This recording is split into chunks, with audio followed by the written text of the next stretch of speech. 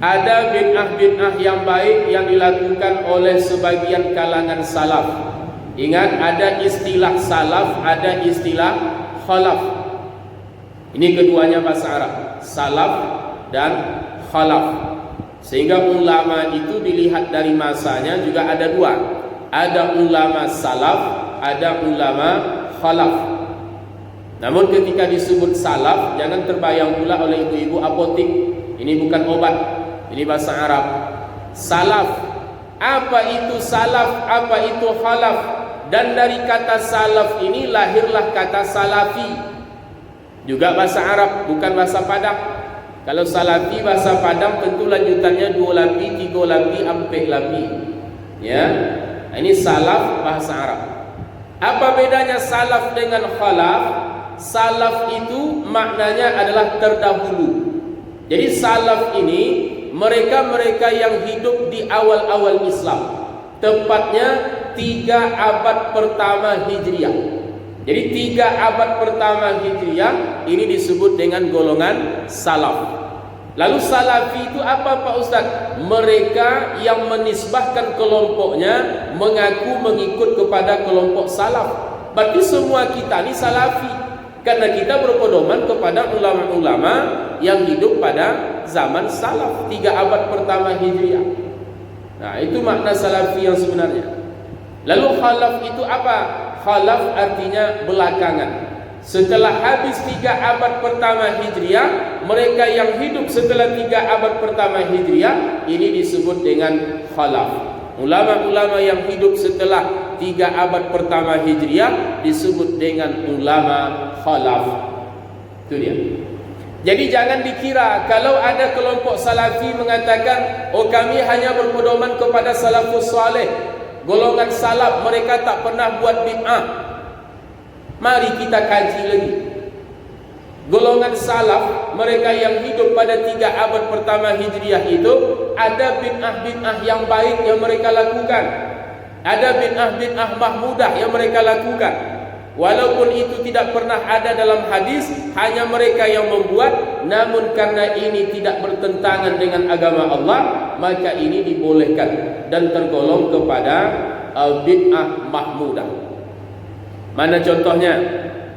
Meminum air dari tulisan ayat Al-Quran. Meminum air dari tulisan ayat Al-Quran. Sekelompok kalangan salaf berpendapat bahwa ayat-ayat dari Al-Quran dituliskan, kemudian airnya diminum. Imam Mujahid berkata, boleh hukumnya menuliskan ayat Al-Quran lalu airnya dimandikan, diberikan kepada orang yang sakit. Dan riwayat yang sama juga ada dari Abi Qilabah. Nah, ini diantara bid'ah mahmudah, bid'ah yang baik yang dilakukan oleh sebagian golongan salaf. Apa dia? Meminum air dari tulisan ayat Al-Quran. Ayat Al-Quran ditulis di sebuah kertas, lalu masukkan ke dalam air, lalu air itu dimandikan atau diminumkan kepada orang yang sakit. Tentunya ini sebagai obat. Apakah ini ada dalilnya dari Nabi? Apakah ini ada dalilnya disebutkan dalam hadis? Tidak ada. Ini hanya kelompok salaf yang membuat. Lalu apakah ini bid'ah yang sesat? Tidak. Boleh selagi keyakinannya tidak menyimpang. Tetap keyakinannya yang punya kekuatan itu adalah Allah Subhanahu wa ta'ala. Jadi boleh kita pakai, boleh kita amalkan ini. Ayat Al-Qur'annya ayat apa Pak Ustaz? Tidak dikhususkan di sini. Yang penting ayat Al-Qur'an. Berarti bisa Al-Fatihah, bisa ayat kursi, bisa Al-Falaq, bisa An-Nas, bisa Al-Ikhlas, yang lain-lain. Yang penting ayat Al-Quran. Tuliskan di sebuah kertas, jangan langsung Al-Qurannya yang direndam. Kata Pak Ustaz, ayat Al-Quran ditulis awal, Al-Qurannya rendam langsung. Berarti lebih hebat lagi khasiatnya. Salah, justru itu termasuk tidak memuliakan Al-Quran. Kemudian ada lagi bid'ah mahmudah dari kalangan khalaf. Ini ulama yang hidup setelah 3 abad pertama Hijriah. Di antaranya adalah Imam Ibnu Taimiyah, hidup pada tahun 661 sampai 728 Hijriah. Imam Ibnu Taimiyah. Apa yang pernah diamalkan oleh Imam Ibnu Taimiyah ini, beliau pernah mengatakan, siapa yang mengamalkan 40 kali setiap hari antara salat sunat fajar dan salat fardu subuh, apa yang dibaca? Ya Hayyu Ya Qayyum, la ilaha illa anta, birahmatika astaghis. Ya Hayyu, wahai zat yang maha hidup. Ya Qayyum, wahai zat yang maha mengatur. La ilaha illa anta, tidak ada Tuhan selain engkau ya Allah. Birahmatika, dengan rahmatmu, astaghis, aku minta pertolongan. Ya Hayyu Ya Qayyum, la ilaha illa anta, birahmatika astaghis. Kata Imam Ibnu Taimiyah, siapa yang membaca ini 40 kali setiap hari, waktunya antara solat sunat fajar dengan solat subuh, siapa yang mengamalkan itu, maka dia akan mendapatkan hati yang hidup. Hatinya akan hidup. Waktunya kapan? Antara solat sunat fajar dengan solat subuh. Salat sunat fajar ini kan qobliyah subuh. Dalam hadis riwayat Muslim disebutkan oleh Nabi, rak'atal fajri khairum minad dunya wa ma fiha. 2 rakaat salat sunat fajar lebih baik daripada dunia dan seisinya. Jadi rugi kalau kita tak laksanakan salat sunat fajar. Di salat sunat fajar ini nama lain dari qobliyah subuh. Maka dalam kitab fikih biasanya tentang bab salat sunat rawatib itu untuk subuh dia buat rak'atul fajri, 2 rakaat salat sunat fajar. Selesai dia salat sunat fajar, sebelum iqamah dikumandangkan, di situ dia baca Ya Hayyu Ya Qayyum, la ilaha illa anta, birahmatika astaghis, 40 kali. Siapa yang mengamalkan itu, maka dia akan mendapatkan hati yang hidup. Ini yang penting nih Bu. Bagaimana hati kita hidup? Jangan mata kita terbelalak tapi hati mati. Jangan telinga kita mendengar tapi hati mati. Seperti apa hati yang mati itu Pak Ustaz? Tak masuk lagi ke dalam hati itu kebenaran-kebenaran. Tak masuk lagi kebaikan-kebaikan. Dia pandai mengucapkan yang baik itu, telinganya mendengar yang baik itu, matanya melihat yang baik itu, tapi hatinya tidak punya kekuatan, tidak tergerak untuk melakukan yang baik dan yang benar. Ini berarti hati yang mati. Ya, semuanya kan berawal dari hati.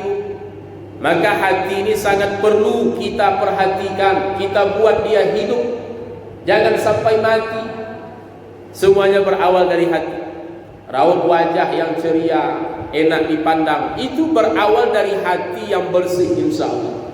Ya, maka agar hati kita ini tidak mati, amalkanlah apa yang dikatakan oleh Ibnu Taimiyah ini. Apakah itu ada dalam hadis? Tidak ada. Hanya Imam Ibnu Taimiyah yang mengamalkan, yang mengatakan. Lalu apakah ini tergolong kepada bid'ah yang sesat? Tidak. Itu bagus, maknanya bagus. Ya, dan ini tergolong kepada zikir. Tidak ada salah. Inilah salah satu amalan yang dibiasakan oleh Imam Ibnu Taimiyah yang merupakan salah satu golongan salaf. Kemudian ada lagi bid'ah yang baik, bid'ah mahmudah yang pernah dilakukan oleh Syekh Abdul Aziz bin Baz, atau yang juga dikenal dengan Syekh Ibnu Baz, Mufti Saudi Arabia.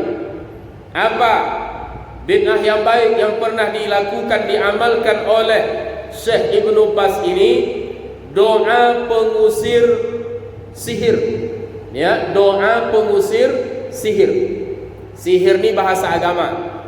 Di kita Indonesia sihir ini banyak bentuknya. Ada namanya santet, ada namanya guna-guna, ya, atau Ada yang bilang kenapa dia sakit, dibuat orang. Itu sihir. Ya. Jadi sihir ini sumbernya adalah dari syaitan. Kerjasamanya adalah dengan syaitan. Nah, ini sihir. Nah, jadi ada yang bertanya kepada saya, Pak Ustadz, doa penjaga diri itu apa ada atau tidak? Ya, apa memang ada atau tidak? Ya ada, namanya doa agar diri kita terjaga. Selagi doa itu tidak ada yang salah, ya bagus, boleh. Nah, dan kita mesti ada upaya bagaimana kita terjauh dari sihir.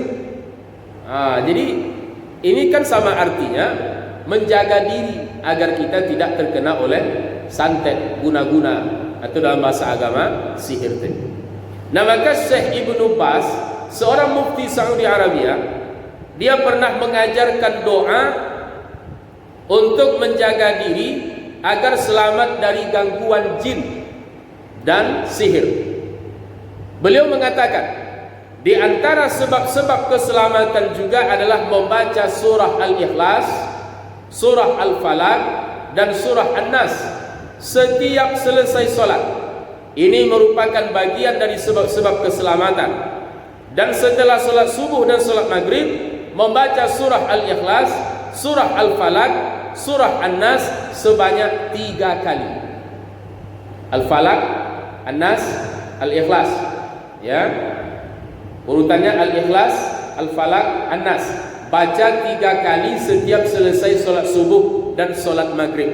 Maka ini sebagai sebab keselamatan dari gangguan jin dan sihir.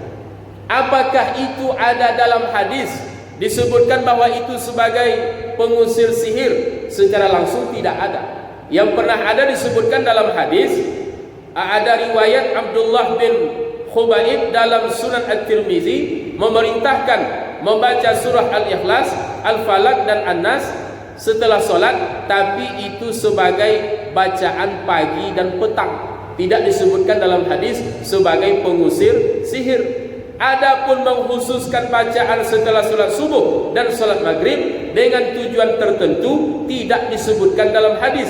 Dengan demikian, maka ini adalah buatan dari Syekh Abdul Aziz bin Baz. Bid'ahkah ini? Bid'ah, tapi tergolong kepada bid'ah mahmudah atau bid'ah yang baik. Nah, jadi boleh kita amalkan, boleh kita pakai, karena kita tak tahu. Apalagi kalau kita ada usaha, katakanlah begitu, yang mungkin banyak persaingan, ya bisa saja orang menggunakan cara tidak baik untuk mencelakai kita. Nah, maka agama mengajarkan kepada kita, ya, di antara yang diajarkan oleh Syekh Ibnu Baz, rutinkanlah membaca Al-Ikhlas, Al-Falaq, An-Nas 3 kali setiap selesai solat subuh dan solat maghrib. Inilah kajian kita kaum ibu tentang bid'ah-bid'ah yang baik yang dilakukan oleh golongan salaf, begitu juga dari golongan khalaf. Walaupun itu tidak pernah ada dalam hadis, hanya mereka yang membuat. Namun karena ini tidak bertentangan dengan ajaran pokok dalam Islam, maka itu boleh kita amalkan.